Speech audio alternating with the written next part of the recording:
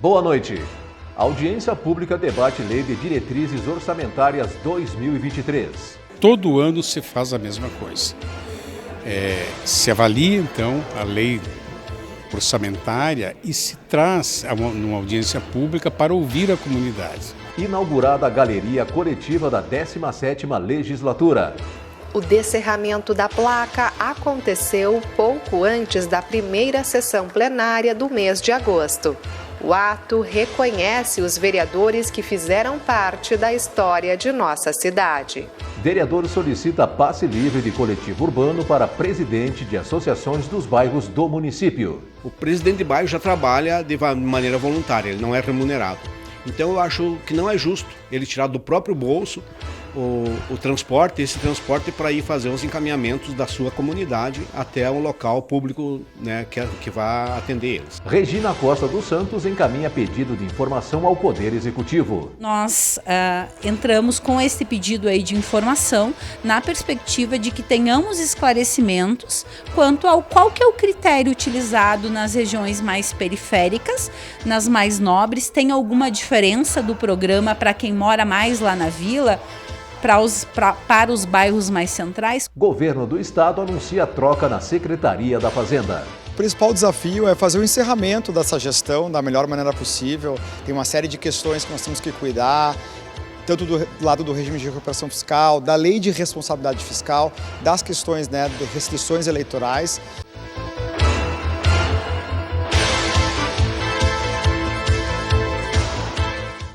A Câmara de Vereadores realizou uma audiência pública para debater a Lei de Diretrizes Orçamentárias para o próximo ano. Este foi o momento de conhecer as prioridades e esclarecer as dúvidas sobre o tema. É uma determinação legal. Todo ano se faz a mesma coisa. Se avalia, então, a lei orçamentária e se traz numa audiência pública para ouvir a comunidade. Eu lembro que isso é uma prerrogativa, é um direito que a população tem desde a Constituição de 88. Quer dizer, a coisa não é fechada. Embora o Executivo faça o seu orçamento, encaminha para o Legislativo para avaliar ou não, sim, a fazer uma avaliação, dizer sim ou não, ainda assim a população tem o direito de se manifestar. E se faz justamente através de uma audiência pública que aconteceu hoje, nessa tarde aqui na Câmara de Vereadores. Ademar Marques representou a Agenda 21.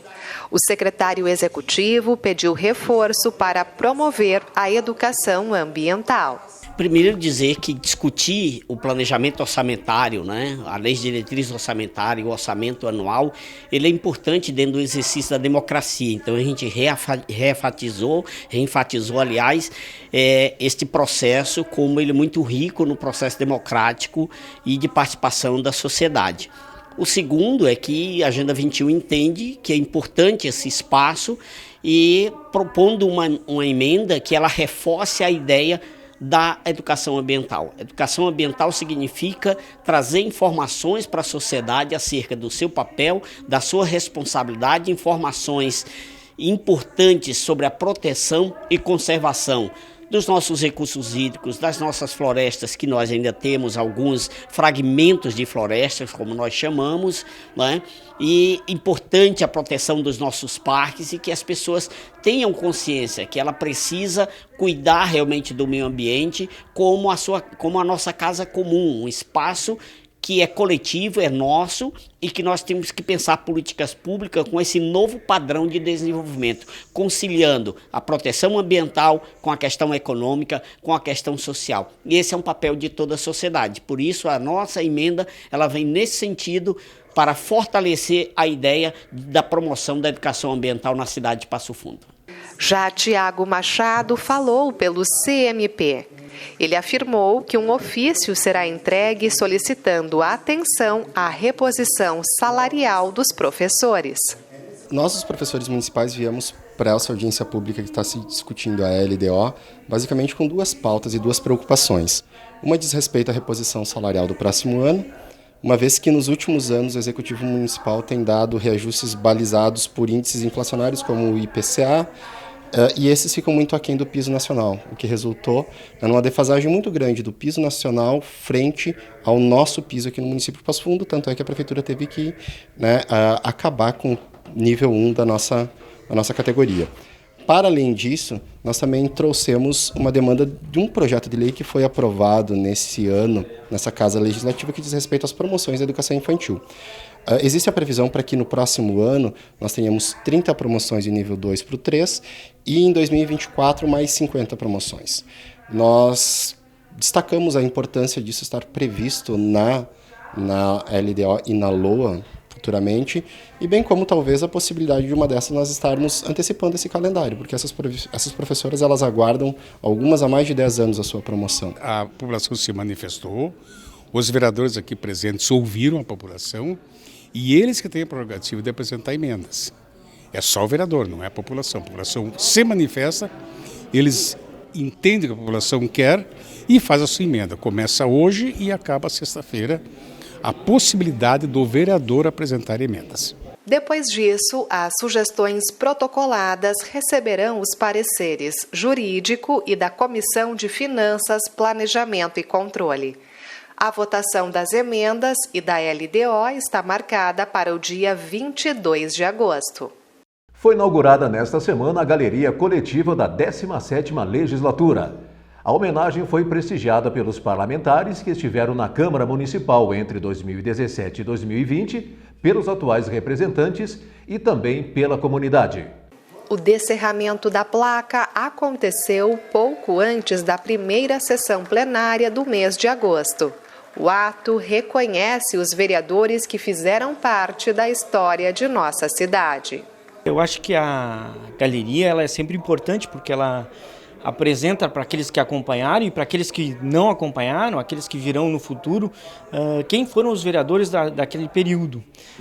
É importante, é um registro histórico importante, necessário, mas fundamentalmente é sempre bom a gente relembrar que aqueles vereadores que estão ali, eles foram eleitos pelo povo num processo democrático, representaram ideias, propostas, um conjunto de ações aqui na Câmara de Vereadores, muitas vezes conflitantes um com o outro, mas o fundamental que fica é o respeito pela democracia, pelo entendimento, pelo diálogo. E eu acho que isso foi uma marca da 17ª Legislatura, da qual eu fiz parte. É um sentimento de muita responsabilidade, né? A gente, graças a Deus, a gente passou quase 20 anos trabalhando em prol da comunidade, mas com muito respeito, muita dignidade, que é o que eu pedi hoje para os novos vereadores, né?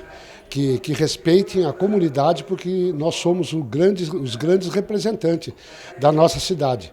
E a vida das pessoas, elas muitas vezes passam pelas nossas mãos, né? Então, foi esse o apelo que eu fiz a todos, para que usem esse mandato que está tramitando agora, durante esses 4 anos, com muito carinho, com muita dignidade, que é isso que as pessoas esperam de todos. Uma emoção um pouco diferente do que a gente estava na casa acostumado, e fica um período fora e volta aqui ver os colegas vereadores que participaram com nós, os debates na tribuna, nas comissões. Lembrar que o ano de 2018, aliás, 2018 e 2019 foram os anos mais difíceis dessa 17ª Legislatura, onde vieram os projetos do Executivo, projetos muito polêmicos e para esta casa, e os vereadores tiveram que discutir, debater, enfim, foi uns anos bastante difíceis. Lembro também dessa legislatura que em 2018, quando nós éramos presidente da casa, nós, junto com os colegas vereadores, vendemos a folha de pagamento aqui dos vereadores para o Sicredi e dos funcionários, e com os recursos fizemos a reforma da Câmara por fora, pintamos toda a Câmara de Vereadores, o prédio que está aí hoje para todo mundo ver. E hoje realmente a gente começa a lembrar essas coisas, né? E um momento importante, como eu disse, porque fica gravado para a história da cidade. A casa aqui a gente passa, é uma passagem, a gente fica aqui enquanto as pessoas voltam na gente. E eu sempre tenho dito para as pessoas, eu dizia na tribuna que a tribuna onde o vereador usa lá, ele tem que usar muito bem, porque é uma tribuna sagrada, porque você está lá representando a vontade das pessoas, ou a credibilidade que as pessoas dão, que acreditam em você, para você trabalhar para a comunidade. Então, fico muito feliz pela mesa diretora de proporcionar esse momento e ficar gravado na história da casa, nossas fotografias ali, enfim. E de todos vocês, os funcionários que continuam hoje, que nem você continua trabalhando hoje aqui na casa. É uma alegria muito grande ver vocês, da imprensa. Isso faz a gente renovar um pouco, né? Renovar um pouco a vida que a gente passou aqui, um terço quase da vida da gente aqui nesta casa. E vontade da gente continuar trabalhando aí pela cidade, enfim, não, independente de estar na Câmara ou não estar na Câmara. Agora nós vamos para um rápido intervalo, mas no próximo bloco você confere mais informações do Parlamento Municipal. Já voltamos.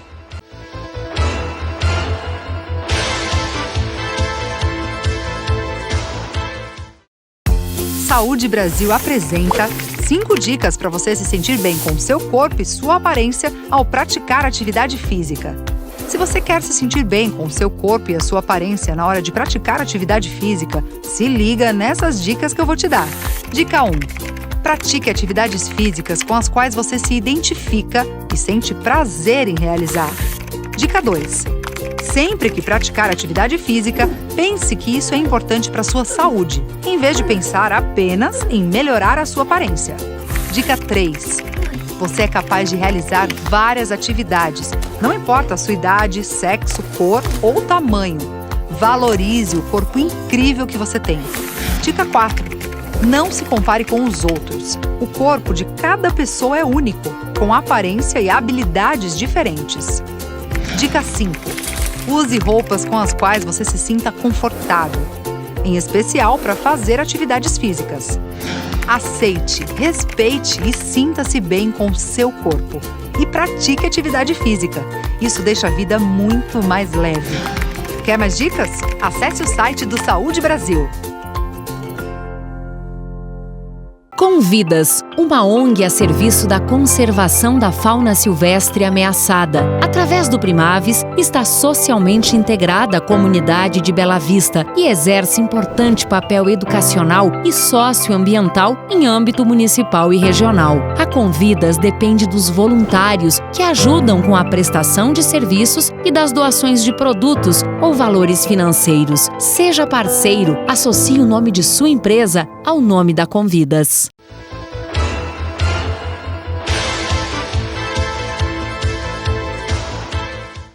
O vereador Inharã Carvalho encaminhou uma indicação ao Executivo Municipal. Confira na reportagem o teor da solicitação.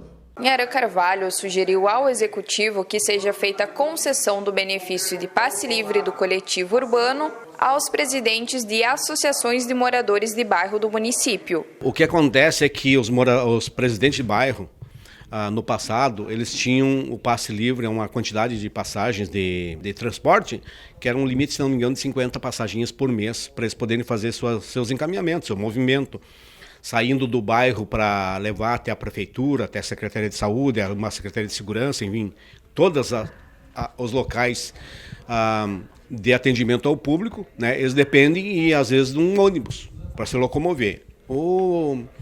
O presidente de bairro já trabalha de maneira voluntária, ele não é remunerado. Então eu acho que não é justo ele tirar do próprio bolso o transporte, esse transporte para ir fazer os encaminhamentos da sua comunidade até um local público, né, que vai atender eles. Então por isso, da indicação desse passe livre para esses voluntários, né? Que na realidade o que acontece? Ele vai evitar que daqui a pouco ele pegue uma passaginha e não vai utilizar no mês, ele negocie. Então o passe livre ele não pode negociar, ele vai só usar quando necessário for, porque vai ser uma carteirinha cadastrada no nome dele, onde só ele poderá utilizar no veículo público, né? ou privado, né? Segundo o parlamentar, antes os presidentes recebiam o Vale Transporte, que agora poderá ser substituído pelo passe livre. Teve algumas lideranças, né, alguns presidentes de bairro que me solicitaram a passagem, a volta da passaginha. Aí eu fui verificar, já existe por parte de um edil nosso, um colega nosso, né? Para mim não é demais citar o nome, o vereador Meirelles já fez o encaminhamento do pedido do volta do passe livre. O passe livre, a passaginha, ela onera o município. Por que ela onera o município? O município vai ter que comprar lá 50 passaginhas para repassar ao usuário, aos presidentes de bairro. Enquanto que o passe livre ele pode fazer uma ação conjunta com a empresa de transporte local, que a pessoa vai ter aquele cadastro, aquele crachá, que vai dar liberdade, né, e o passe para que ele possa fazer seu movimento, né? Eu digo sempre, né, 50 passagens, por exemplo, às vezes o cara vai lá, o presidente de bairro não tem demanda naquele mês para vir do seu bairro até a prefeitura ou até uma unidade pública. Ele vai acabar acumulando esses 50 passagens com ele, vai negociar, vai passar para outra pessoa. Enquanto que o passe livre ele vai utilizar só se necessário for, né? Pode haver uma parceria público-privada, né? Onde a prefeitura banca uma parcela, né? E a empresa privada banca outra. Porque é de interesse da própria empresa privada a ação desses agentes comunitários que estão nos bairros fazer um trabalho que às vezes vem ao encontro das necessidades da própria empresa, né? Que é a colocação de um abrigo de ônibus, a correção de um banco de parada de ônibus. Quem é que utiliza o abrigo? O cliente da empresa. Então, por que não a empresa ajudar eles para que eles fiscalizem e façam seus encaminhamentos? Então, essa é a necessidade desse passe livre. Esse passe livre seria uma credencial que o presidente de bairro recebe, né? E vai apresentar ao motorista do ônibus entrando, né, pela frente. Ele não passa na catraca, ele entra pela porta da frente do veículo de transporte para fazer o seu encaminhamento e seu deslocamento até a prefeitura ou outro órgão público da nossa cidade. Já a vereadora Regina Costa dos Santos encaminhou um novo pedido de informação ao Poder Executivo. Ela quer detalhes sobre a pavimentação asfáltica que está sendo feita através do programa Minha Rua com Asfalto. O que acontece? A gente observa que existe uma diferença entre uma obra e outra. Eu usei, inclusive, na tribuna um exemplo lá do bairro Ípica, né, que fica entre o bairro Ípica e o bairro Valinhos, onde o asfalto foi feito com uma super fino, né, só uma pequena cobertura. Não foi sinalizado, não foi colocado as medidas de segurança, por exemplo, quebra-mola, não foi feito nenhum tipo de pintura na via, só foi largado lá o asfalto de qualquer jeito. Te confesso que eu achava que a obra não tinha sido concluída. No entanto, retornei um mês depois e continua lá do mesmo jeito, então entende-se como as máquinas não estão lá e já estão em outros bairros, já foi concluída. Em outros bairros, em regiões mais nobres, a gente observa que se tem um cuidado maior, né? Tem uma camada maior de asfalto que vai durar por mais tempo, é sinalizado, é feito todas as medidas de segurança para aquela via, porque lembrando, né, toda vez que se tem um asfalto novo, a tendência é ter mais velocidade nos carros. Então, nós entramos com esse pedido aí de informação na perspectiva de que tenhamos esclarecimentos quanto ao qual que é o critério utilizado nas regiões mais periféricas, nas mais nobres. Tem alguma diferença do programa para quem mora mais lá na vila? Para os bairros mais centrais? Qual que é o nosso entendimento? O programa da cidade de Passo Fundo, da Minha Rua com Asfalto, ele precisa atender os mesmos critérios de qualidade. Então, se vai fazer o asfalto, terminou a obra, tem que ter sinalização, tem que ter as lombradas, se assim for necessário. Eu acho que a gente precisa avançar nisso. Eu acho que o critério tem que ser o mesmo, independente de onde vai ser feita a obra. Então, o pedido de informação é justamente para termos esse esclarecimento. Nós perguntamos, por exemplo, quanto que é pago por metro o asfalto. A gente quer saber. Então, lá no bairro, lá na vila, lá, né, no fundo da cidade, é mais barato do que quando é feito no centro? Então, a gente precisa discutir isso com o executivo e aí usamos dessa prerrogativa importante do vereador, que é o pedido de informação. O governo do estado anunciou ontem mudanças na Secretaria da Fazenda. O então titular da pasta, Marco Aurélio Cardoso, deixa o cargo. O substituto é o secretário extraordinário de parcerias, Leonardo Busato. O principal desafio é fazer o encerramento dessa gestão da melhor maneira possível. Tem uma série de questões que nós temos que cuidar, tanto do lado do regime de recuperação fiscal, da lei de responsabilidade fiscal, das questões, né, de restrições eleitorais e entregar esse trabalho, né, muito bem feito ao longo de 3 anos e meio, liderados pelo secretário Marco Aurélio, liderados pelo governador Ranolfo. Acredito que agora não tem que inventar a roda, né, a equipe lá é muito qualificada na Secretaria da Fazenda e simplesmente manter esse bom trabalho que tem sido desempenhado nos últimos anos. O Jornal da Câmara de hoje fica por aqui. Amanhã temos um novo encontro. Boa noite.